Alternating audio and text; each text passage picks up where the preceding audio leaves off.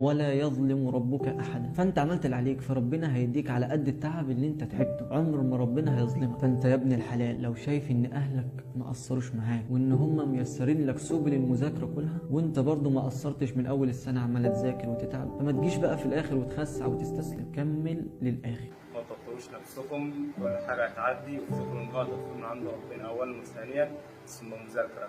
حاولوا ما تضيعوش أي وقت في الفترة المتبقية قبل الامتحانات. حاولوا تستغلوا كل الوقت بالقدر المطلوب. ما تتنساش اي جهد الفتره ديت. ان شاء الله كل تعب هتتعبه، كل مذاكره هتذاكرها على حسب مصلحتك. ان شاء الله هتكون سبب في توفيقك، وسبب في ان يكون مستقبلك افضل، والسنه الجايه تكونوا زمايلنا هنا ان شاء الله. وافتكر المذاكرة دي بتكون نتاج إن توفيق من عند ربنا، فحاولوا تدعوا ربنا كتير الأيام دي، وإن شاء الله تهتموا وتتقوا على نفسكم، وإن شاء الله تكونوا إخواتنا إن شاء الله في السنة الجاية معانا إن شاء الله في كلية الأزهر القادمة. والله هتوصل وربنا هيرضيك.